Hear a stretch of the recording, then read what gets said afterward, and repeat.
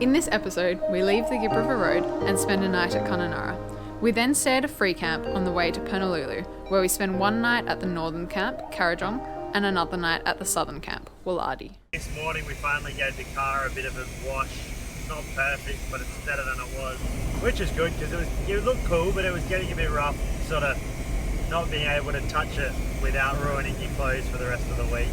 We were meant to be heading on to Punalulu National Park, otherwise known as the Bungle Bungles, for the next 3 nights. We'd booked our camping and everything, but with the car having the troubles it does, we've had a long talk and we've decided to book it in as soon as we can to be looked at in Darwin. And we called probably 10 mechanics, and the first shop that's available and willing is available in 4 days. We'll probably spend some time in Catherine along the way and then get to Darwin.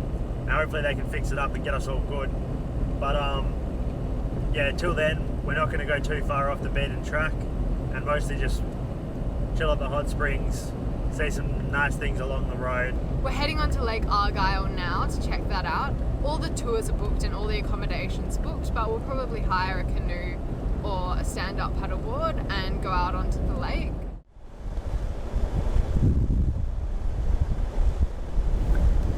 Whoa! Whoa! Whoa! Surely we go to the view first.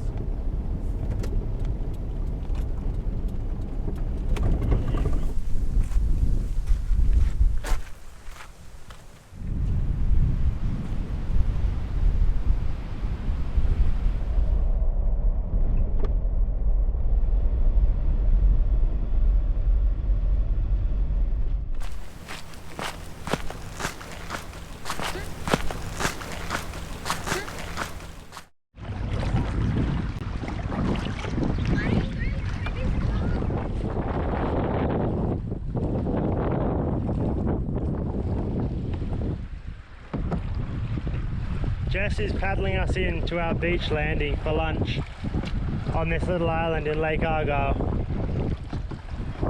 It's a rough day out on the high seas, especially with an inexperienced sailor on board.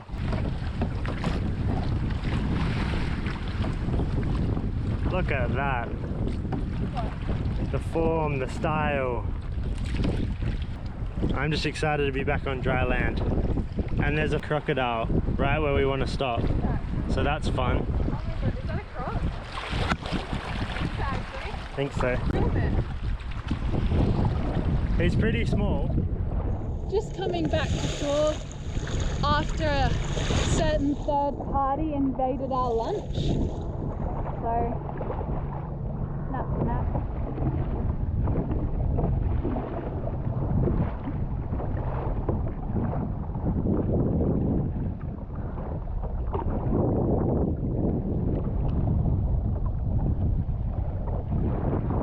Almost back to shore. Whee! My arms need the rest.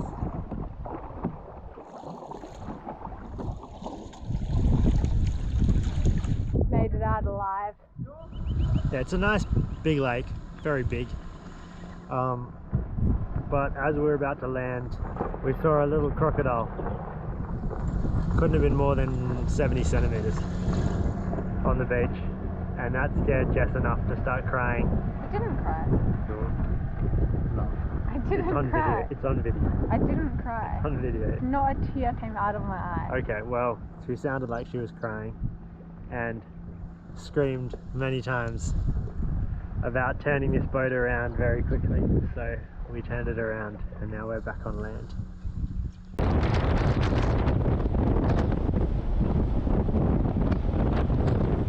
We have decided that the issue is likely just the fuel filter.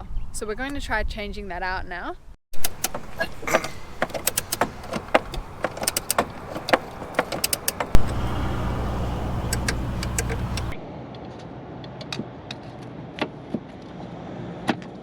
Alright, that one's off. Not too much came out of that at all.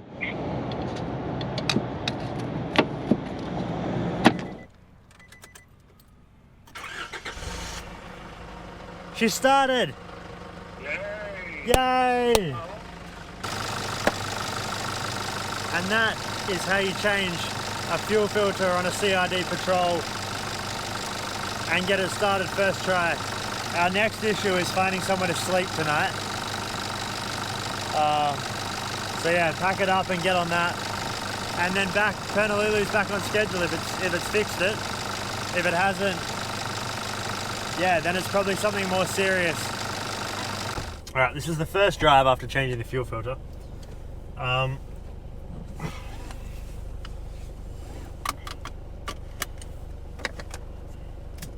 She runs, which is good.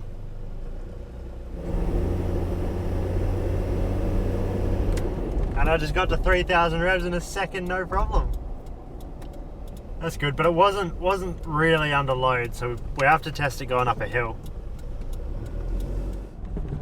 We're leaving Kununurra at 7:50 p.m. after fixing the fuel filter, going grocery shopping, getting some water and a quick feed. We're going 45 minutes out of Kununurra to a free camp by the Dunham River as we make our way onto Pernalulu, since from what I can see, fanging it around Kununurra with the handbrake on and with the handbrake off and loudly in front of everyone, that she's okay and she goes with a new fuel filter.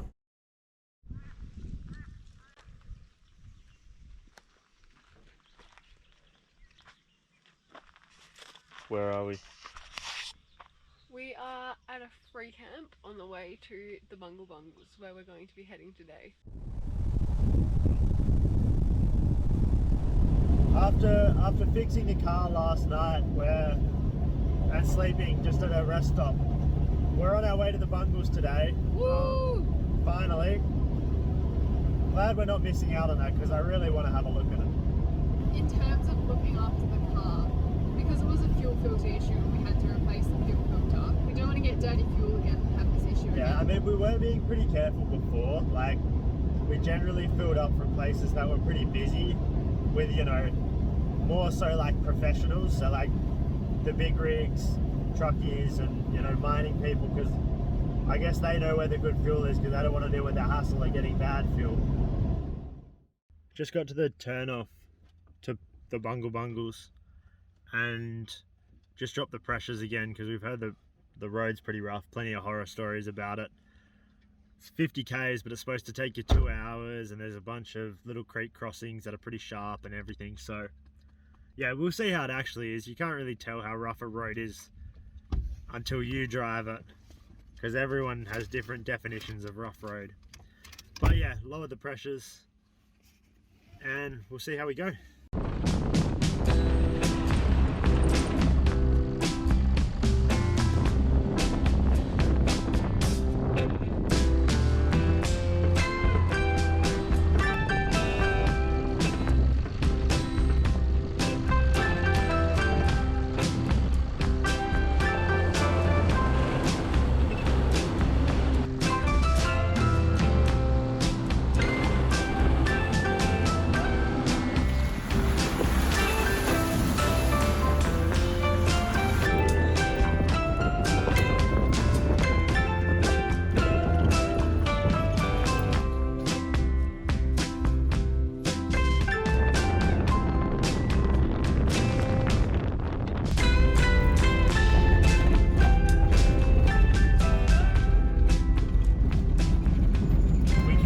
Shopping just behind the curtain there, and we went over a bit of a bump and this rolled out. Oh, and an onion. So now I've got my two best friends, onion and rockmelon. We are at the Currajong camp, which is the northern camp of the Bungle Bungles. We've just gotten here, we're just setting up camp, and then we'll drive to do one of the walks. We haven't decided which one yet. When we got here, we got on the roof to get the table down and the jerry cans down to fill up the car, and one of the jerry cans was completely unattached. Like, both the ratchet strap and the ocky strap had come undone. So we're lucky we still have it. We do have jerry can holders, but they were rubbing holes in the jerry cans, so we decided to try taking it out and tying it on with the straps, which obviously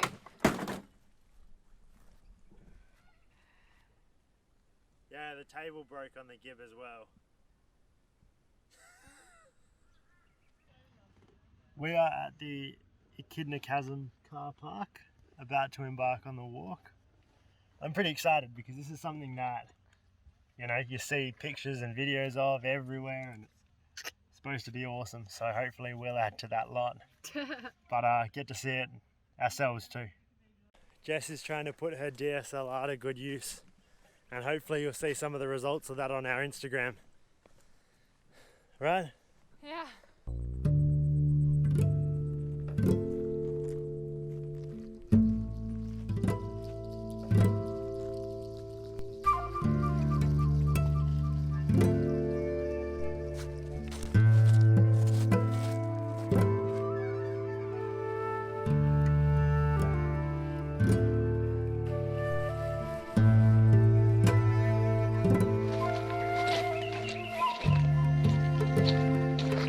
Suddenly the creek bed's narrowed and we're surrounded by palm trees and tall rocky structures. It's pretty fantastic.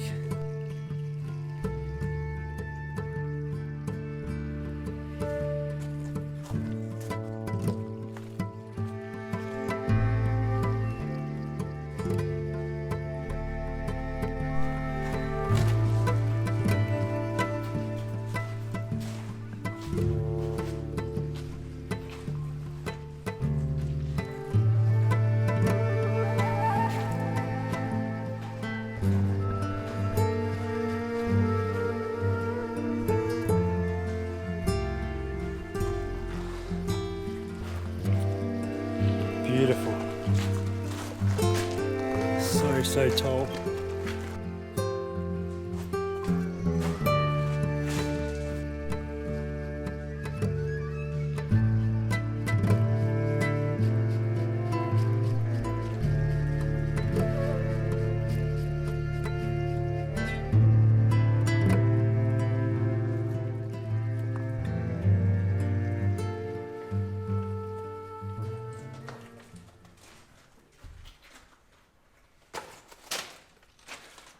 Beautiful.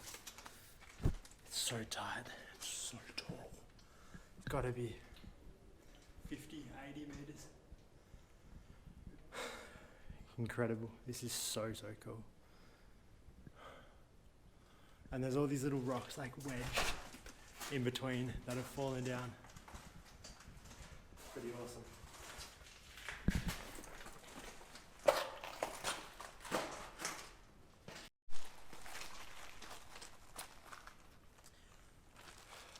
Echidna Chasm is truly awesome. It's just mind-blowingly deep and narrow, and my hat fell off from looking up too much. It's crazy the sky is that far away.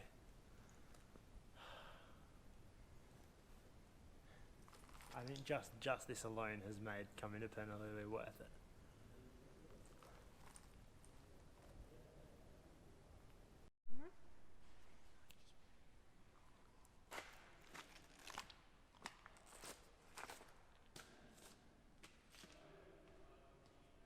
So tonight we'll be drinking a bottle of cider from Denmark Heritage Company. They are down south. We got this bottle on our trip to West Cape Howe. They're a really awesome spot. They make really good cider. It is traditional cider, so not as sweet as your normal Summersby or whatever you drink, but yeah, really nice. Excited to drink it. I've never been able to do this.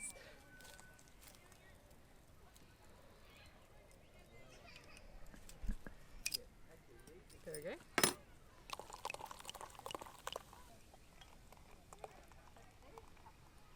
Cheers.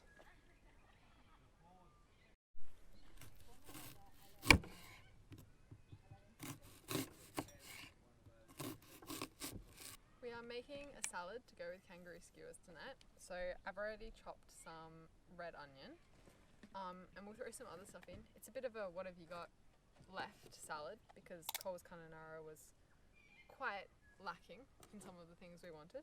But we've got some corn, some chickpeas, some beetroot, and spinach.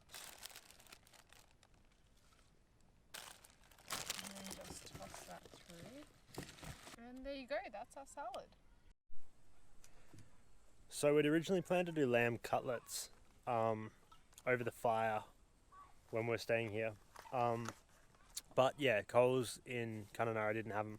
So we got these kangaroo skewers pre-marinated instead, cheap and easy. And then we got here and found out that you aren't allowed to have campfires. So we're just gonna have to cook them in a pan on our single burner stove. We'll see how it turns out. A bit weird with skewers, but hopefully they fit.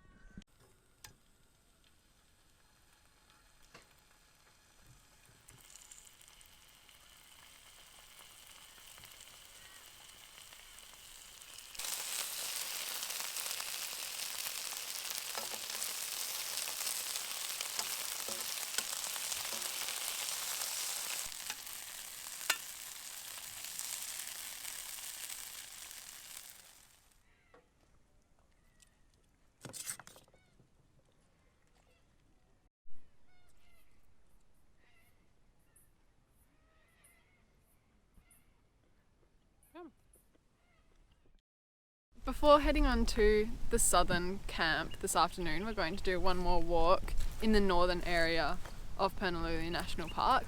It's called the Mini Palms Walk. It's from the Bloodwoods car park. It's a class 4 walk, same as yesterday's through Echidna Chasm was. I think it's a pretty rocky walk, which is why it's class 4, but I guess we'll find out as we do it.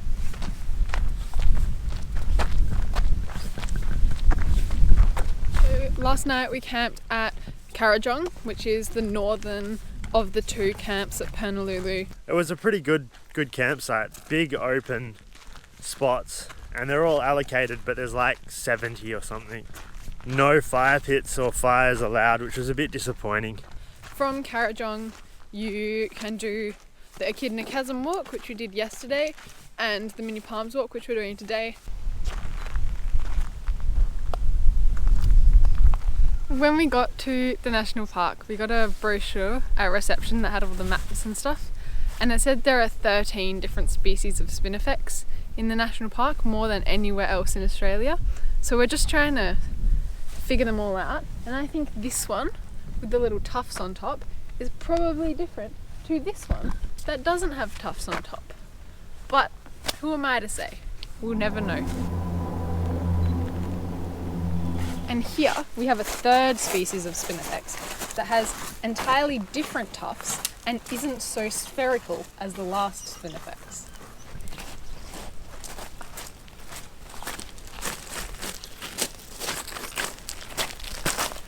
And this is not a spinifex. But there's our first mini palm.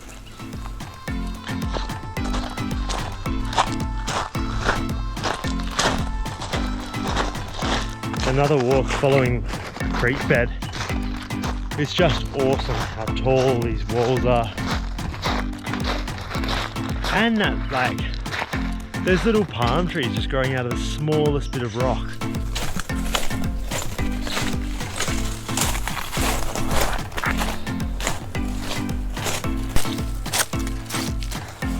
We've just gotten into the shady bit of the walk with the big cliffs on either side of us. It's looking to be a good walk. The shady ones are good ones.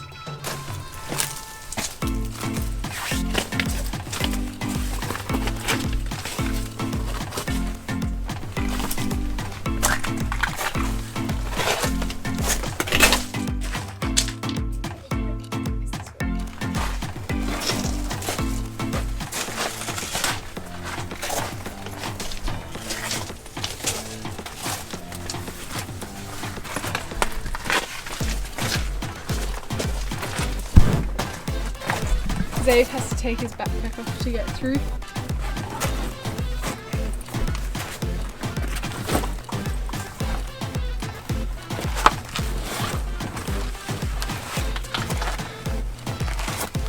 Oh, they're building the staircase.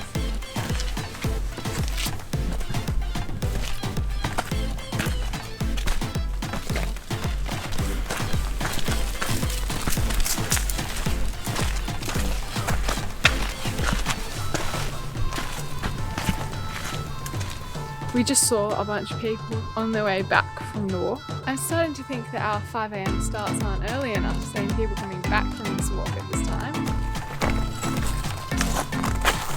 What's up?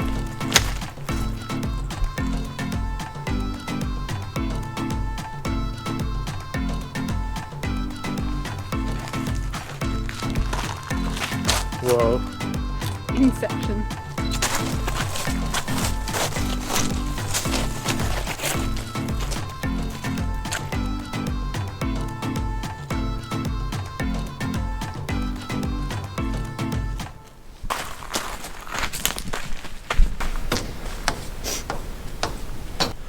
Up there, they're just like fully bent.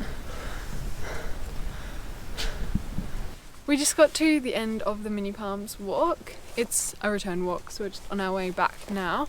There was a lookout at the end of the walk that just looked basically deeper into this Mini Palms Gorge, which was really cool.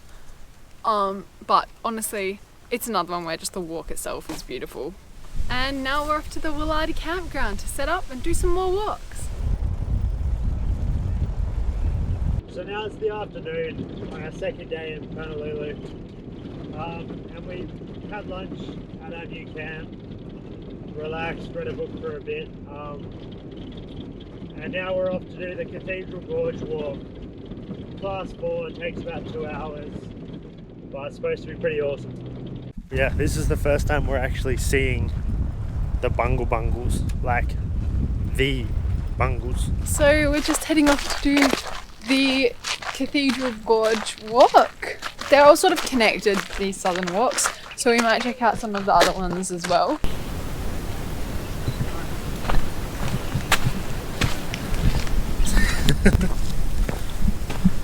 Lots of bungles.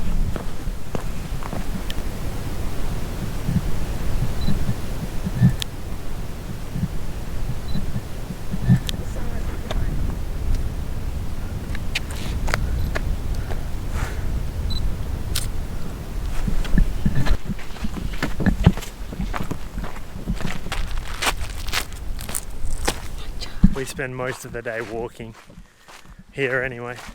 Pretty cool. Good change from driving everywhere. One cool thing to note is we're kind of walking in a creek bed. That's where most of the path follows. But it's got these huge divots where, like, obviously a little eddy has just dug out at the rocks over the years. I mean, you know, more so than these huge overhangs. I think we found spinifex species number 5, large and green. There was a number 4, but we didn't get it on film. It was on the side of the road as we drive past it. But yeah, almost halfway. Let's see if we can spot any more.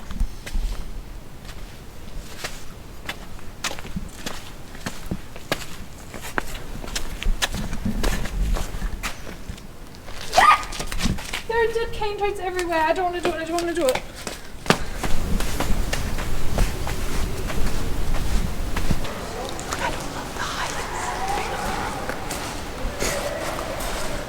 Echoes very well.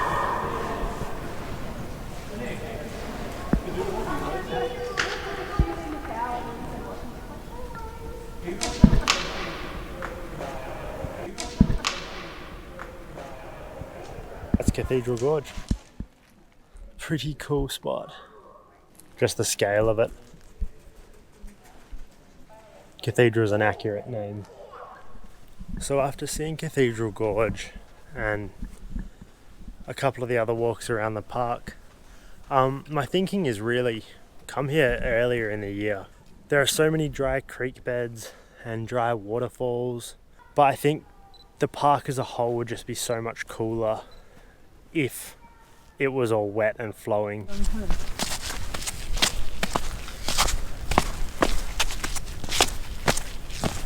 found what might be spinifex number 6. This stuff here.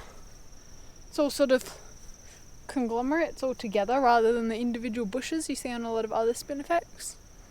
I'm learning a lot about spinifex. Not even sure if this is spinifex. Yep, bungles. Good to look at, but I think the real attractions have been Echidna Chasm and Cathedral Gorge. They're just like the mini palms. But like, look at the background. That's pretty fantastic.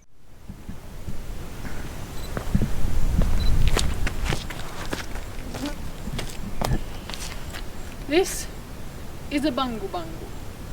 It is a dome-shaped structure with stripes in it. So the black stripes are where it was wet enough for cyanobacteria to grow. So that's just a thin outside layer of cyanobacteria. And the red stripes are iron oxide. And that's where it was too dry for the bacteria to grow. You're not allowed to walk on the bungles or climb on them really, because the coating, the stripes, is a really thin, fragile layer. But over here we found a bit that's just been carved out or fallen out somehow. But it's cool, it shows the sandstone underneath, and really emphasizes just how fragile all these huge rock structures are. So since we've started on the walking track, we figured we'd go to more than one of the spots. So we've done Cathedral, and now we're on our way to the Pikanini Creek lookout. It's a pretty cool view from up here. And we got to climb a bungle. Yeah, we're on a bungle. Which is cool. It is cool. Legally. But yeah, the Pikanini Creek that we're looking out at is dry, which is a bit unimpressive. Didn't we walk along it? Yeah. Yeah. Should have figured that out when we walked through the dry creek. Anyway, but the Bungle Bungles look so cool from here. Yeah. And the view from behind the lookout is like just as cool. Maybe check that out. I've got to say, at this point, after spending 2 days here, I'm a bit bungled out, over bungled, however you want to say it. But yeah, I think we're just gonna leave a bit early, not stay the last night. Yeah. Something like, what was it, $24 a night? So it's not a huge loss. Not a huge loss. Yeah, this is a cool little spot. If you're going to move in, you'd have an alright view, but even better, you'd have 2 shelves for books or spices or, you know, stuff you put on shelves.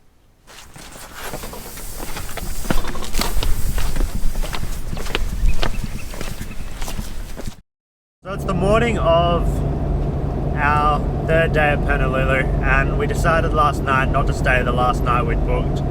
As we were leaving Honolulu, driving out onto the main road, I spotted 2 more species of spinifex, so that gets our count up to 8. I didn't see all 13, which is a bit disappointing. I mean, maybe I did and I just couldn't tell them apart. I don't know much about spinifex, but I'm happy with 8. That's over half of them. If you know anything about spinifex or have seen any other ones, comment down below. And now we're on our way to Connemara and the Butterfly Cave, which is a secret little spot that no one knows about, but should be pretty cool if we can find it.